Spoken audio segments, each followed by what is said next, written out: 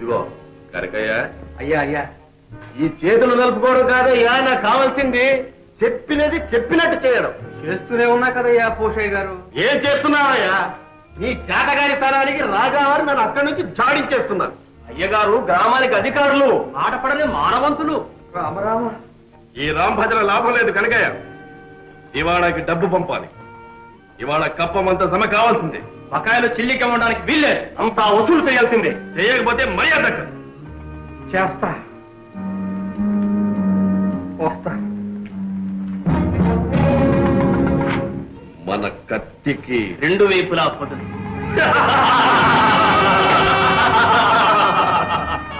అంతా సిద్ధమేనా? అంతా సిద్ధమే. పదండి.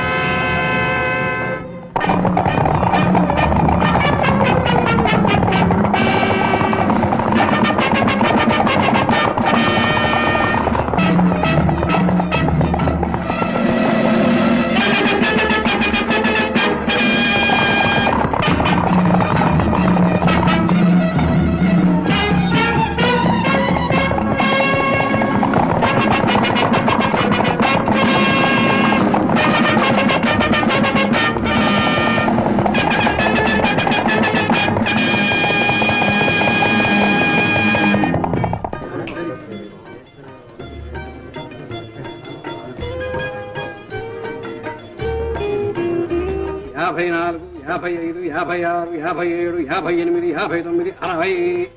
అప్పడాల అప్పల స్వామి 60. చెమరాయ తిమ్మయ్య నామం చూస్తా. ఆ. 50. ఎలుకొట్టు యాకాంబరం 50.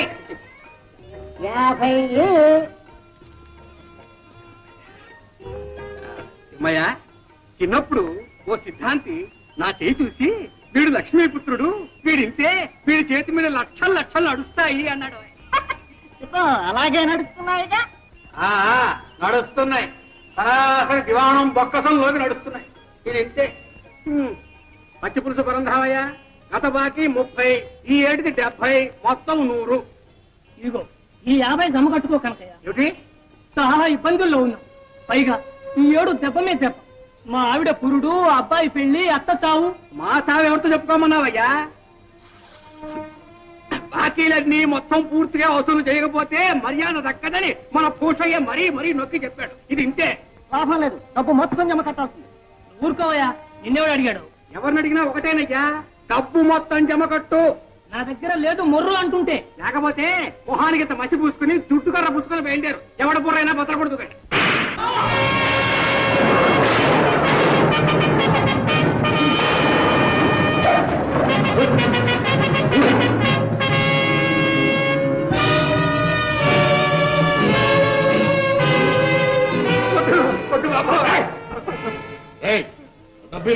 వద్దు బాబు, నా ఉద్యోగం పోతుంది బాబు. ఇవ్వకపోతే నీ ప్రాణమే. బాబోయ్ బాబాయ్ బాబాయ్, ఆ పోతే నా ప్రాణం తీస్తాడు. మీకు అన్నం పెట్టుకుంటారు బాబు. చూస్తానే వీళ్ళు కట్టే. బాబాయ్ బాబాయ్, నా డబ్బు బాబాయ్ బాబాయ్ బాబాయ్. సరే కట్టకండి బాబాయ్.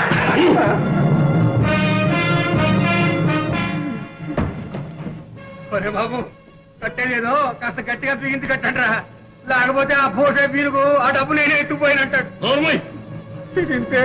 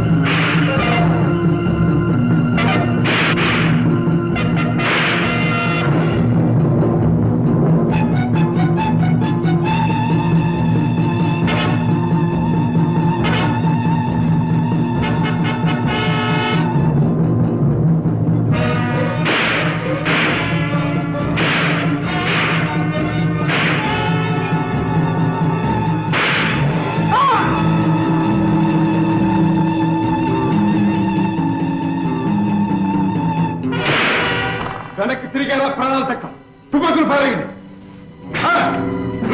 ఎదురెత్తు ఏదా కోట దొరుకుతుంది తుపాకి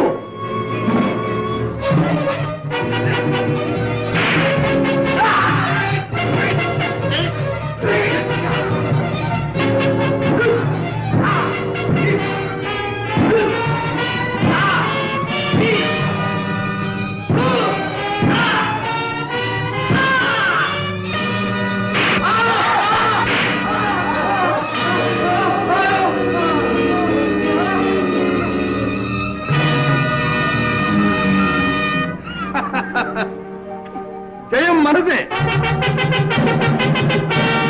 రక్షించావు రాజా సమయానికి వచ్చావు లేకపోతే వాళ్ళు డబ్బంతా కొల్లగొట్టు ఉండేవారు నా ఉద్యోగం ఊడిపోయి ఉండేది పారిపోయారా దొంగలు ఆ దొంగ గారితో నన్ను కట్టేస్తూ ఉంటే చూస్తూ ఊరుకుంటావా నేనెక్కడ చూశాను గురువా అప్పుడు మూతిని కాళ్ళు ఇప్పుడేగా తెరిచాను ఉద్ధరించావు డబ్బంతా పోగే అలా చూస్తారా పోగు చేయలే రాజా గొప్ప ఆపద నుంచి కాపాడు వెళ్ళిన పని ఏమైంది నేను వెళ్తాం పని కాకపోవటమా ఇదిగో వసూళ్ళు ఇది సిద్ధాపురంది ఇది పచ్చిపాడుది లెక్క చూసుకో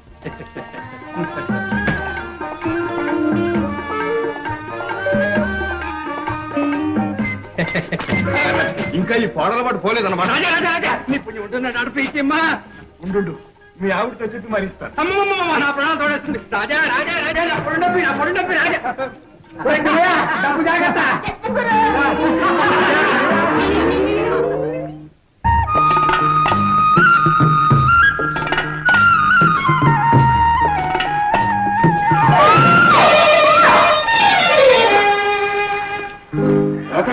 నువ్వా దెబ్బ తగిలిందా ఏటి పైన పడి పైగా దెబ్బ తగిలిందని అడుగుతున్నావా చూడలేదు రాత ఏ కళ్ళిపోయాయా కళ్ళిపోయా నీ కళ్ళున్నాయిగా చారదేసి నువ్వు చూడక్కర్లా ఎదురొచ్చేవాడు నీకు కనపడలా నా నెత్తి మీద మోపుంది ఎట్లా చూసేది నువ్వు చూడకపోతే నాదే తప్పు తర్వాత తాపిగా తాగులు అడుచుకొని నా పొడి డబ్బి రాజా ఓడి కేసుకెళ్ళగా రాదమ్మా ఎందుకమ్మా ఈ పచ్చాకులు ఈ పచ్చాకుల మా ఇంట్లో ఉందిగా ఒక గుర్రె పోతు దాన్ని మేపడానికి నేను గొర్రెపోతు నుంచి నువ్వు బర్రె పంటవా ఓయ్ బావా ఏ మరదలా సిగ్గు లేకపోతే సరే. ఎందుకు? నడి వీధిలో చిన్న పిల్లాడ్లా కుప్పి గంతులేంటి పెళ్ళై ఉంటే ఈ పాటికి 10 మంది బిడ్డలు తండ్రి అయ్యేవాడివి అవునవును ఆ 10 మంది పెట్టిన నువ్వేగా కని ఉండేదానివి ఏది ఇంకోసారేను 1,00,000 సార్లు అంటావు ఏటి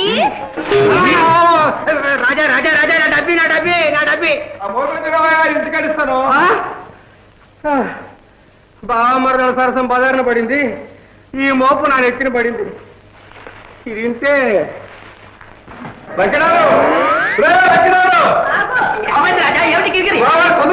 ఏమిటది మీ చెల్లెకి టైం పట్టింది ఏటి నాకు దయ్యం పట్టిందా అయ్యో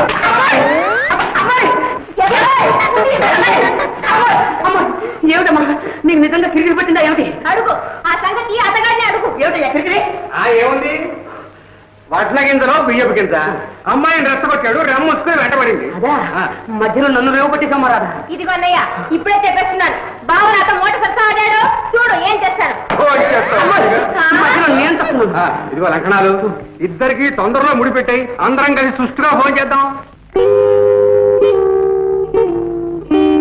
ఫోన్ చేద్దామా బాబు బాబు ఏమిటి నా పొడుండా బాబు వెళ్ళాలి తొందరగా పోసే అవునవును అక్కడ ఉంది కానీ ఒక కిరికిరి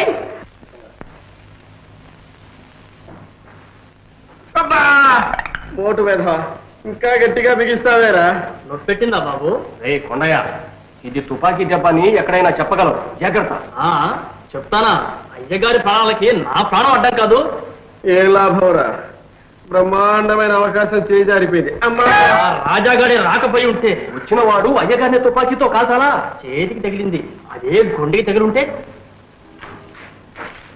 అయ్యా కనక చూస్తున్నాడు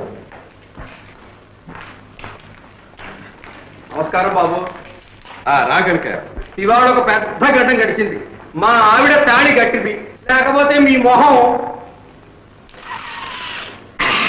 చూసేవాడే కాదు అదేమిటి ముష్టి ఎడవా మూల నష్టం ఎడవా మర్చిపోయిందా వాడికి తోడు గుంటలక్కడ గుంట ఒకటి ఎవరయ్యా అమ్మా ముఖానికి గుడ్డలు కప్పుకుంటే నేనా దడుస్తాను, పైగా తుపాకులతో వచ్చి పడ్డారు. దెబ్బతో నేను మూసిపోయాను. దివాణం డబ్బుతో తుపాడానికి వచ్చారు గాడిద కొడుకులు. వాళ్ళను చూసి జనం చల్లా చెదరై పారిపోయారు. నేను నా ముందు డబ్బు సంచులు మిగిలిపోయాం. దోచుకుపోయేవారే కానీ ఈ కనకయ్య ముందా కుయ్యలు. ఇదిగో ఎక్కడి నుంచి వచ్చిందో ఆవేశం కానీ ఆంజనేయుల్లాగా ఎగిరి ఒక్క పోతున్నాడు. పొట్టలో ఒక్క పొట్ట, గోపు మీద ఒక గుంపు, నడి మీద ఒక్క తాపు, ప్రాణాలు తీసేస్తాను రగ్గాడిది కొడకల్లారా అన్నాను. ఆ దెబ్బతో బోషయ్య గారు అదే పరుగు అదే పరుగు అదే పరుగు తిరిగి చూస్తే చెమ్మడితోడు. నేను నిద్రపోయాను అంతే. ఇది ఇంతే. మంచి పని చేశావు, బుద్ధివంతుడు. రేపు ఆ డబ్బు దివాణం బొక్కసంలో జమగట్టాలి. మనం ఇంత కష్టపడి డబ్బు వసూలు చేసి పంపడం, అక్కడ ప్రభువులు వారి వినోదాలకు విలాసాలకు విరదల్లకు.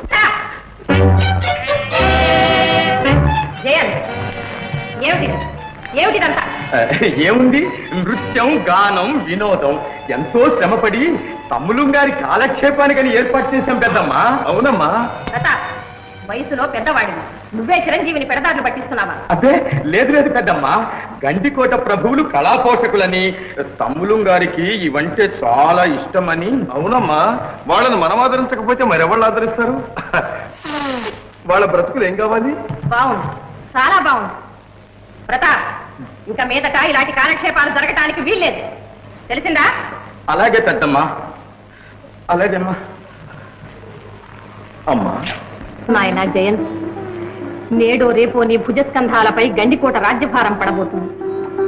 నువ్వు ఇలాంటి వ్యసనాలలో మునిగితే రాజ్య రక్షణ ఏం చేస్తావు, ప్రజాక్షేమం ఏం చూస్తావు? చిన్నతనం, బాధ్యత మీదబడిన తరువాత ఇలాంటి పొరపాట్లు జరగవమ్మా.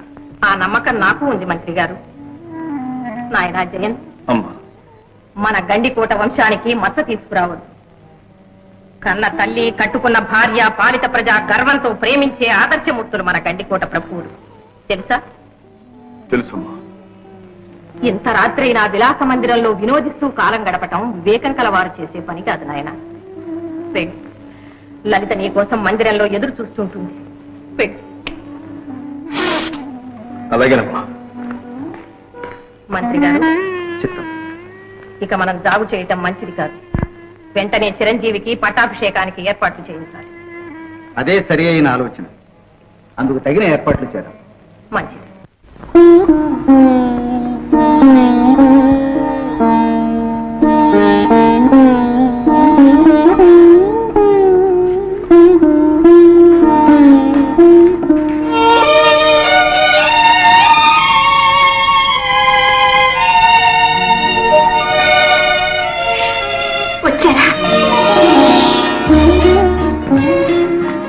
ఇంత రాత్రి అయింది, రాణి గారు ఇంకా నిద్రపోలేదా?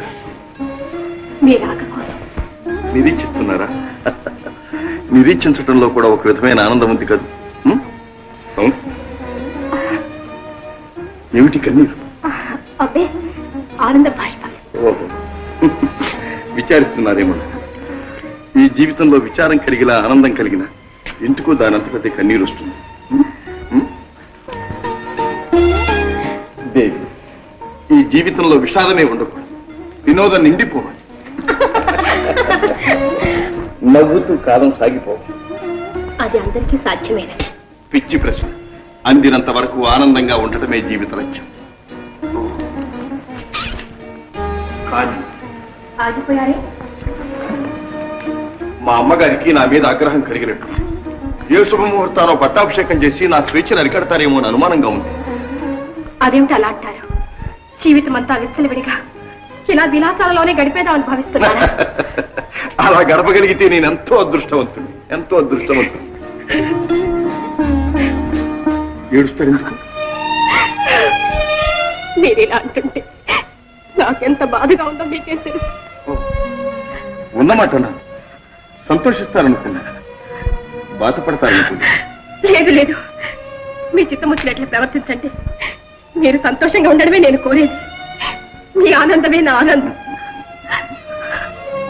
ఎంత అమాయకురాలు.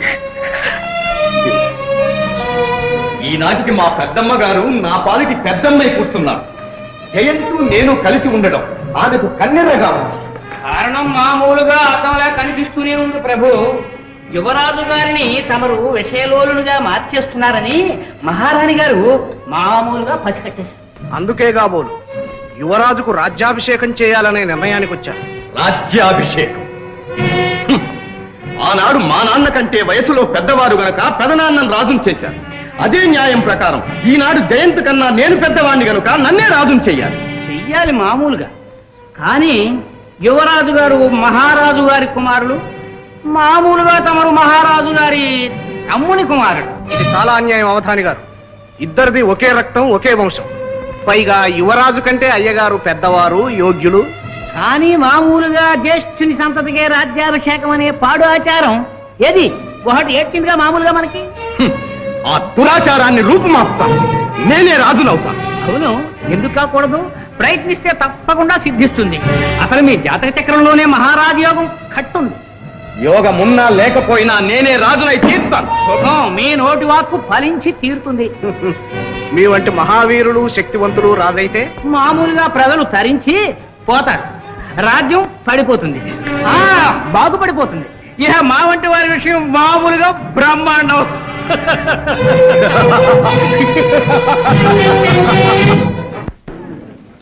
అయ్యా, ఉగాది ఉత్సవాల సందర్భంలో ఇక్కడ చెడుగుడు పోటీ జరగబోతోంది.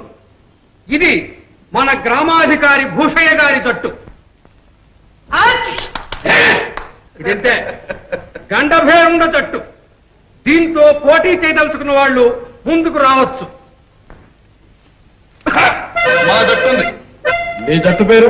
గజిబిడి జట్టు, ఇది ఉడుం పట్టు జట్టు.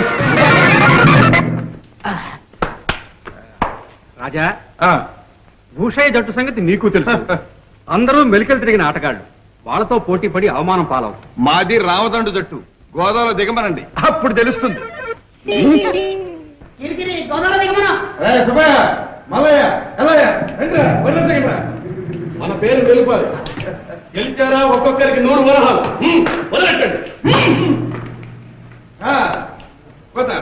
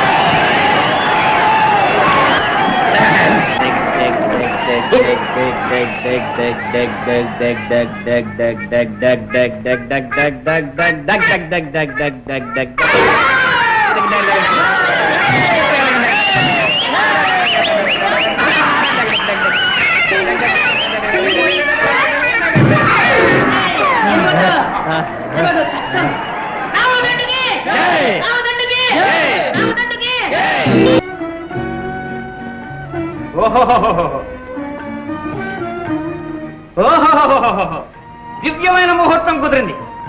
శ్రావణ శుక్ల సప్తమి శౌరవారం యువరాజు గారి పట్టాభిషేకానికి దివ్యమైన ముహూర్తం కుదిరింది.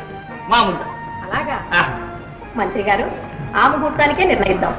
అలాగే మహారాణి. తమ్ముడు గారి రాజ్యాభిషేకం మహావైభవంగా జరిపిద్దాం. ఆహ్వానాలన్నీ నేనే స్వయంగా పంపిస్తాను పెద్దమ్మా. మంత్రి గారు ఆ ఏర్పాట్లేవో మీరే చూడండి. అలాగే. ఆ ముహూర్తమే నిర్ణయించండి. శుభం.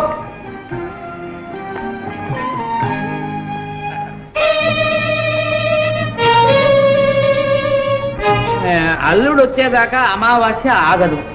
ఆలోచిస్తూ కూర్చుంటే యువరాజు గారి పట్టాభిషేకం మామూలుగా జరిగిపోతుంది.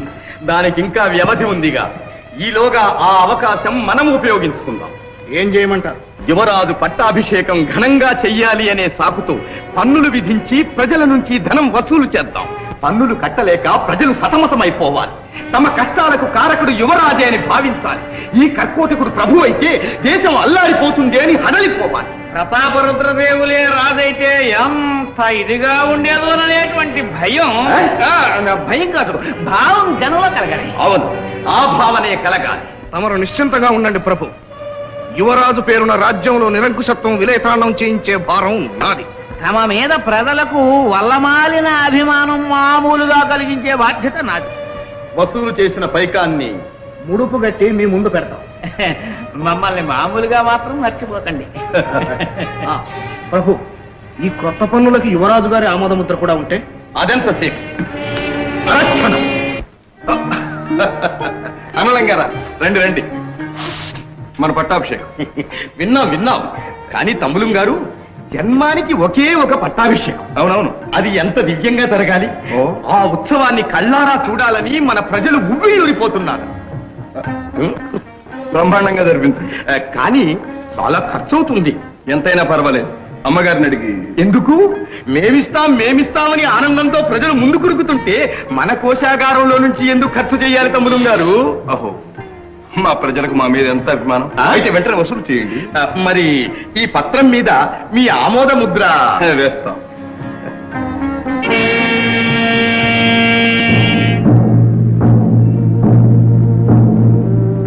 అందరూ జాగ్రత్తగా వినాలి. యువరాజా గారి రాజ్యాభిషేకం జరగబోతుంది. అందుకని తాహీదులు అంపారు. కనకయ్య చదువు. యువరాజు గారి పట్టాభిషేకం సందర్భంగా ప్రజలు చెల్లించవలసిన అదనపు సుంకాలు. ఎవరు ఏ వృత్తి చేసినా ఆ వృత్తి చేస్తున్నందుకు సుంకం చెల్లించాలి. ఆవు, మేక, గుర్రం, గాడిద, కోడి, బాతు ఇలాంటివి పెంచుతున్నందుకు, నీటి వనరులు ఉపయోగిస్తున్నందుకు, ఇళ్లు కట్టి నివసిస్తున్నందుకు, ముప్పూటలా భోజనం చేస్తున్నందుకు, ఒంటి నిండా గుడ్డ కడుతున్నందుకు, ఏటేటా పిల్లల్ని కట్టున్నందుకు, వినోదాలకు, వివాహాలకు పేరు పేరున సుంకాలు చెల్లించాలి. ప్రతి ఒక్కరూ తమ ఆదాయంలో 4వ వంతు రాజభాగంగా ఇవ్వాలి. బుషయ్య, పోనీ ఓ పని చేయకూడదు? ఏదైనా అమావాస్య అర్ధరాత్రి పూట చూసి నువ్వు రాకూడదు? ఇంతే. ఎందుకు? అదే అందరం కలిసి వెళ్ళి రాజుగారి ఖజానా కిరికిరి చేద్దాం. ఏమిటా వేళాకోళం? వేళాకోళం కాదు, నువ్వే దొంగ వరకు ఉంటే నిన్ను మించిన దోపిడి దొంగలాగున్నాడే యువరాజు. ఏమన్నా ఉన్నమాటన్నా. రాజుగారి ఆజ్ఞను ధిక్కరించి మాట్లాడతావు. రాజట రాజు. ఇక్కడ ప్రజలందరూ అర్థాకలితో అలమటిస్తూ ఉంటే అక్కడ నృత్యగాన కేళీ విలాసాలలో తేలిపోయేవాడా రాజు. కట్ట గుడ్డలేక చింటి గుడ్డలతో ప్రజలు అవస్థపడుతూ ఉంటే చీనాంబరాలతో వినోదించేవాడా రాజు. కండలు కరిగించి అహోరాత్రాలు కష్టించే ప్రజల ధనాన్ని దోచుకుని పట్టాభిషేకం చేసుకోవాలనుకుంటున్నవాడు రాజు కాదు, రాక్షసుడు, ప్రజల కంటకుడు. ప్రజల కష్ట సుఖాలను గమనించని ఆ నిరంకుశాగ్ర మేము పాటించం. ఒక్క చిల్లి గవ్వ కూడా కప్పం చెల్లింది. ఇదే మా నిర్ణయం. ఏం చేస్తారో చేసుకోండి. రాజమాట అక్షరాల సత్యం. వీడి మాటలు నమ్మకండి. ఇతండ వాదంతో మీ అందరిని పెడదాలు పట్టించాలని చూస్తున్నాడు. నువ్వు ఉద్ధరిస్తున్నావు. ఎక్కడో యువరాజు గారి పట్టాభిషేకమని ఇక్కడ కష్టపడే వాళ్ళ కడుపులు కొడుతున్నావు. జాగ్రత్త, దేనికైనా ఒక హద్దు ఉంది. అవును, మీరు హద్దు మీరిపోతున్నారు, తర్వాత బాగుండదు. ఇంత పొగరా చూస్తారే, బంధించండి, వీళ్ళిద్దరిని బంధించండి. అది ముందుకు వేశారా ఫలాలు బట్టి. వెళ్ళి యువరాజుతో చెప్పండి, నోరు లేదన్న భ్రమతో అమాయకులైన ప్రజల్ని దోచుకు తినాలనుకుంటున్నారేమో. అదేమీ సాగదు. ప్రజాశక్తి విజృంభించిందా మీ ప్రభుత్వాన్ని కుక్కటి వేళతో పెళ్లగించి వేస్తుంది. ఇది నా మాట, నా హెచ్చరిక. వెళ్ళండి. ఎవరైనా సరే ఆ రాజద్రోహిని బంధించిన వారికి 10,000 వరహాలు బహుమానం.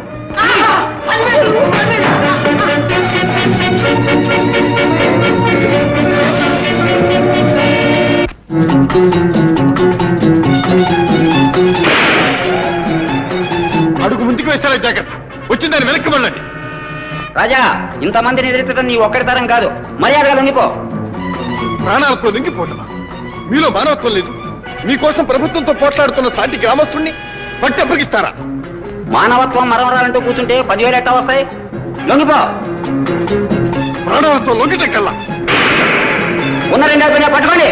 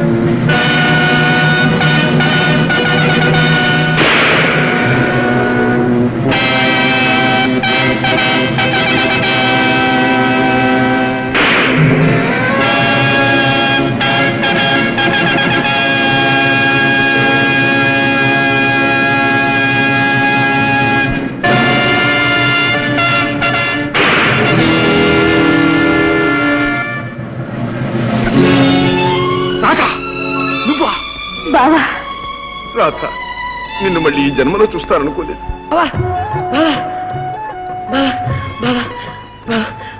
ఊరు వాళ్ళు వరస చూస్తుంటే డబ్బు కాసిపడి నీ ప్రాణాలు కూడా తీసేస్తున్నాను. అందుకని ఊరు వదిలిపోవడం మంచిది అనిపిస్తుంది. అవును బాబా, ఇబ్బందిని అంతలో మనమే ఎదిరించడం చాలా కష్టం. అందుకే దారి తెలియక అల్లాడే ప్రజలను ప్రబోధించి పీడించే అధికారుల గుట్టు బట్టబయలు చెయ్యాలి. గంటికోటలో సర్వమాన సౌభాగ్యానికి మనమే విజయసంగం పూరించాలి. వేషాలు మర్చి బయలుదేరాలి. వదండి.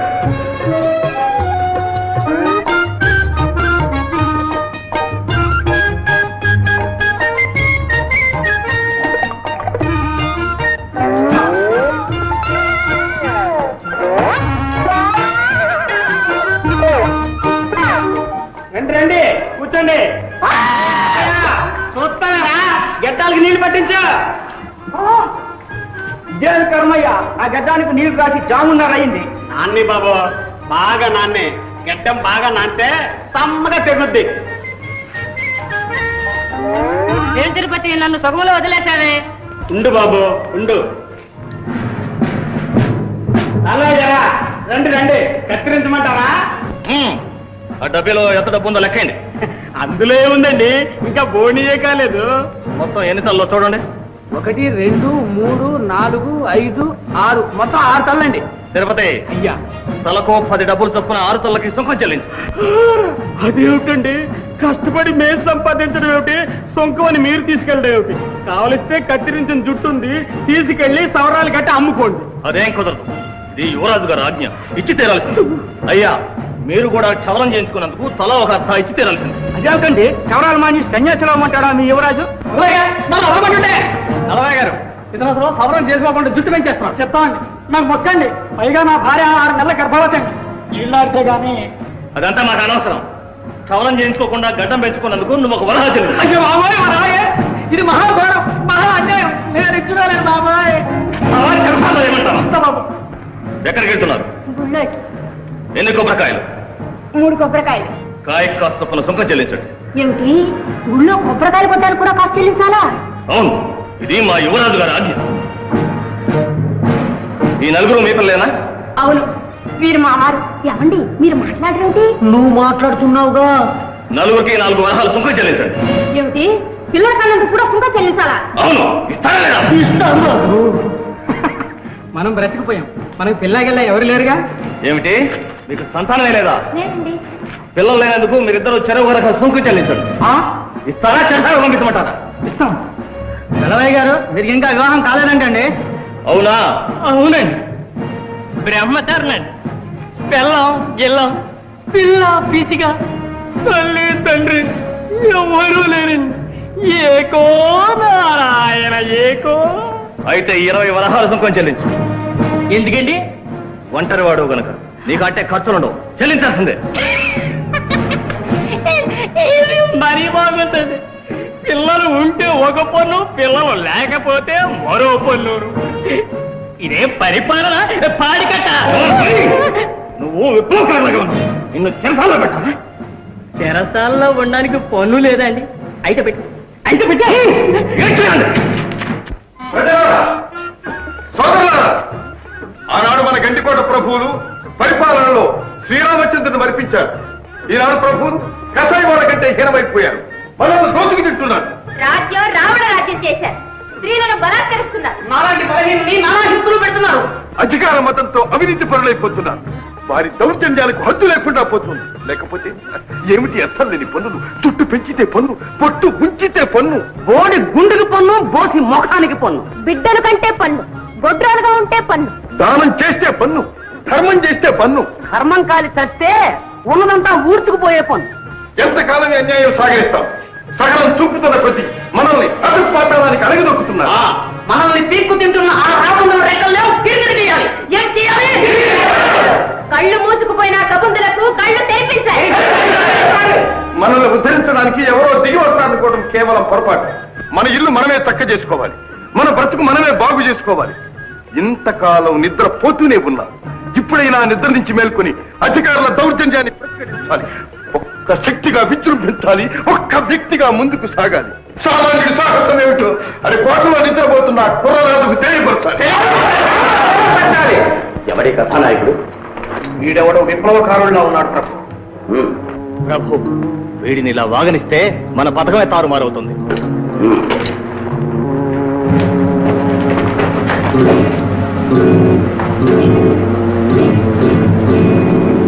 ఏమిటి ప్రసంగం? ఎవరు?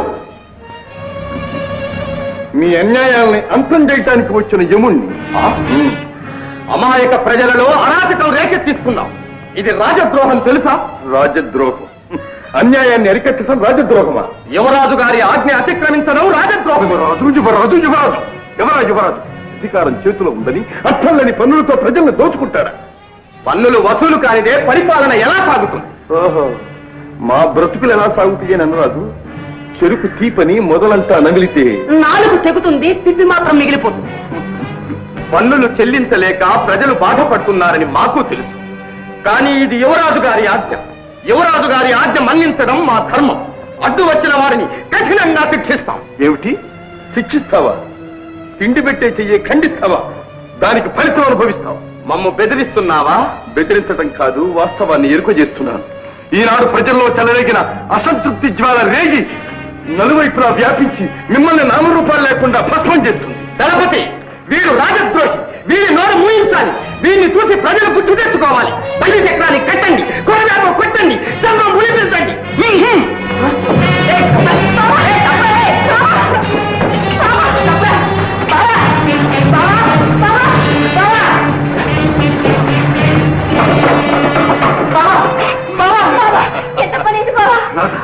ఎందుకంత బెంబేలు పెడతా? నువ్వు నన్నేం చేయగలవు? ఏమి సౌకుమార్యం, ఏమి సౌందర్యం! నీ వంటి దానికి ఈ వదరుబోతు జోడు కాదు. ఈ పాలపిట్టను పదిలంగా మా మందిరం చేస్తండి. నా చెల్లితో పెట్టుకుంటే చాలా తిరిగి అవుతుందా? అసలు నేను ఎవరు తెలుసా? మందించండి. నీ పాపం పండింది, ఫలితం అనుభవిస్తా.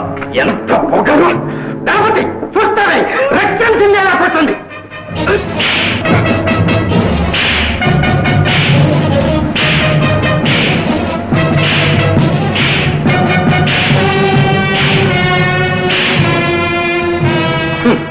అర్థమైందా? ప్రభుత్వాన్ని ఎదిరిస్తే వచ్చే ఫలితం. నీ చేతగాని తనాన్ని కోణంతో చూపించావు. నీవు కొట్టింది నన్ను కాదు, న్యాయాన్ని. శౌర్యం లేని ప్రతి పిరికి పందా పలికే మాటలే. శౌర్యమా? శౌర్యమే లేదా?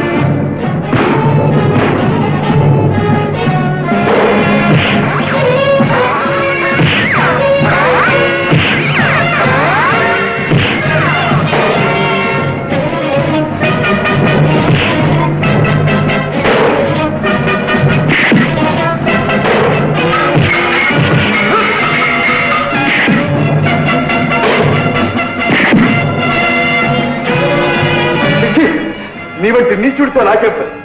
ఈ అరాచకానికి అంతటికి కారకుడైన యువరాజుని కలిసి తగిన బుద్ధి చెబుతాను.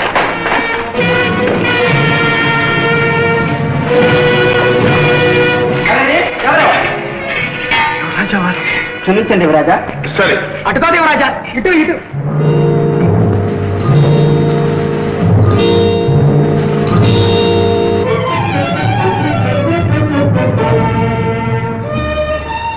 ఎవరు మీరు? ఈ రాజ్యానికి యువరాజులు. ఏ మతిపోయిందా ఏమిటా వెరినవ్వు? మన్నించాలి, యువరాజంటే తమరేనా? కనీసం మీకు 3 తలలు 6 కొమ్ములు 9 చేతులు 20 కాళ్ళు సాధించని పరిహాసం. పరిహాసం కాదు యువరాజా, ఆశ్చర్యం. మాలాగే మీరు కూడా రక్తవంశాలున్న మామూలు మనిషిని కల్లో కూడా అనుకోలేదు. నువ్వనేది ఏమిటో నాకు అర్థం కావటం లేదు. నా మాటలు అర్థం కావు. అద్దాల మందిరాల్లో అందాల నగ్న శిల్పాల వంపు సొంపులు తిలకిస్తూ మెత్తని పట్టుపాన్పుల మీద మట్టు పానీయాలు సేవిస్తూ నృత్యగాన కళా వినోదాలలో తేలిపోయే మీకు నా మాటలు అర్థం కావు. ఏమిటో బాధతో మాట్లాడుతున్నావు. బాధ?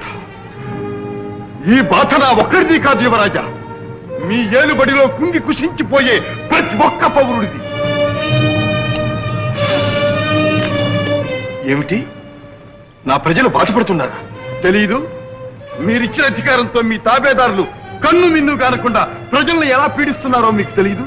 మీ పట్టాభిషేకం పేరుతో మీ బొక్కసమంతా నింపాలని దోపిడీ దొంగల కంటే అన్యాయంగా ప్రజలను ఎలా దోచుకుతుంటున్నారో మీకు తెలీదు? నమ్మలే, ఇంత దౌర్జన్యంగా మా అధికారులు ప్రవర్తించరు. నమ్మరు? అయితే చూడండి.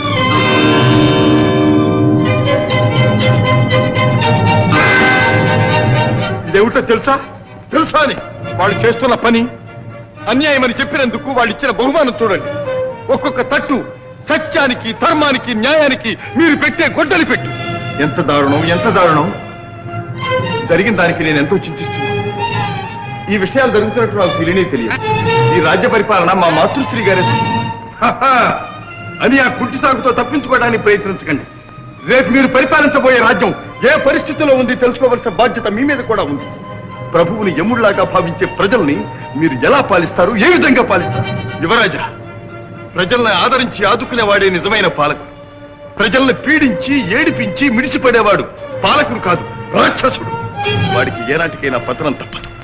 పేద ప్రజల అభిశాపమే వాడిని నిలువునా దహించి దగ్ధం చేస్తుంది. ఈ మాట మాత్రం మర్చిపోకండి.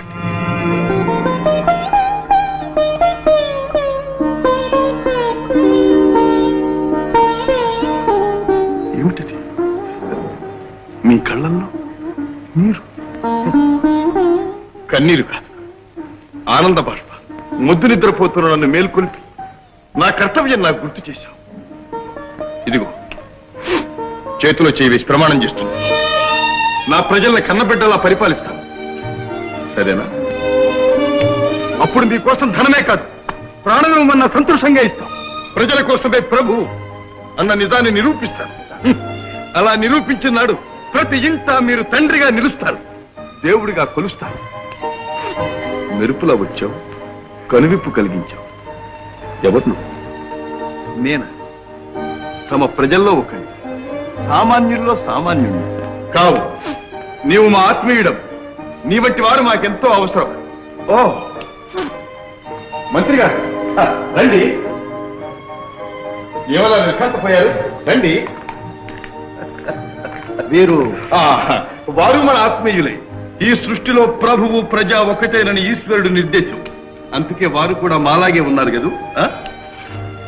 విచిత్రంగా ఉంది, నమ్మలేకుండా ఉన్నాను.